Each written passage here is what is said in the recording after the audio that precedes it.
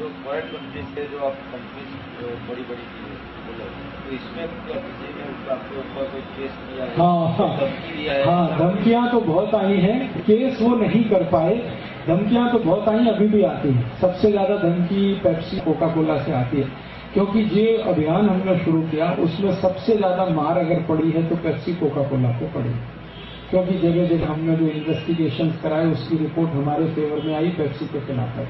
और आज पूरे देश में ये स्थिति है कि जब मैं यहाँ आया था तो मैंने पता नहीं बोला क्या, 1998 में पेप्सी और कोका कोला की एक साल में 700 करोड़ बोतलें बिकती थी, आज 50 करोड़ भी नहीं बिकती एक साल।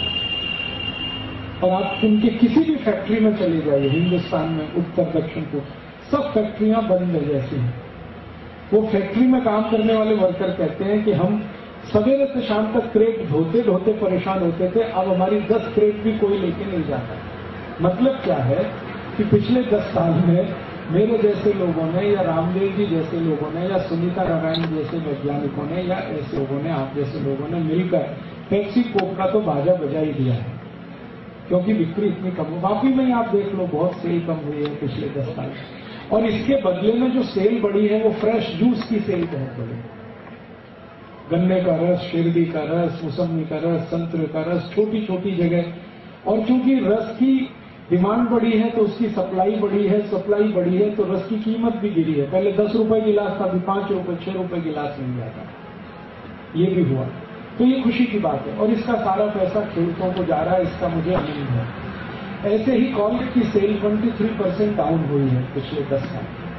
और कॉलगेट वाले इतने परेशान हैं, वो मुझे बताते हैं कि हमारी जब मीटिंग होती है तो एक ही विषय होता है, how to handle Rajiv Dixit. हाँ, उनकी चेयरमैन की जो डायरेक्टर्स की मीटिंग होती है उसका विषय ये है, हाउ टू हैंडल राजीव। तो वो मुझे हैंडल करना चाहते हैं, हाँ, वो ऑफर करते हैं। तो मैं उनसे एक ही बात कहता हूं कि मुझे आप खरीद नहीं सकते क्योंकि मेरी कीमत नहीं है, और वैसे मेरी कोई कीमत नहीं है, साधारण आदमी। तो उनसे हर बार ऐसे ही कह के बात खत्म होती है। फिर मैं उनसे कहता हूं कि तुमको मेरी कौन सी बात है जो सबसे ज्यादा पिंच करती है? तो वो कहते हैं कि जो आप अमेरिका वाला हमारा फोन खोलते हो यही हमारे लिए खतरा। अमेरिकन कॉलगेट का मैं जो नाम लेके कहता हूं ना, अमेरिकन कॉलगेट पे वार्निंग प्रिंट है, ये इतना बड़ा खतरा है उनके लिए। वो कहते हैं कि अगर लोग इसको गंभीरता से सुन लेंगे तो हमारी ताकत नहीं कि हम कॉलगेट बेच पाए इस देश में किसी भी मदद से।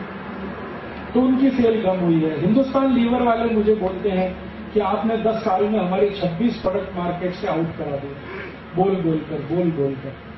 उनके कई प्रोडक्ट हैं जो उन्होंने विड्रॉ कर लिए मार्केट से, क्योंकि अब बिक नहीं। अभी उनको ये हालत हो गई है। हिंदुस्तान लीवर ने एक दिन मुझे कहा कि हमारी सेल 98 में टोटल 14,000 करोड़ की थी साल की। अब वो कहते हैं कि 10 साल में हमारी सेल 9,800 करोड़ की है। इतनी कमी है, जबकि उनके पास एडवर्टीजमेंट के लिए हर एक कोई है। ऐश्वर्या रॉय भी है जो उनके लक्ष्य का जाहिरात करती है, सुष्मिता सेन भी है, माधुरी दीक्षित भी है, सब है उनके पास। फिर भी उनकी सेल वो बढ़ा नहीं पाए, तो वो कह रहे हैं हमें विड्रॉ करना पड़ा, तो उनकी सेल में कमी है। कई मल्टीनेशनल है जो दवा बेचने के लिए आए थे, वो भागते चले गए।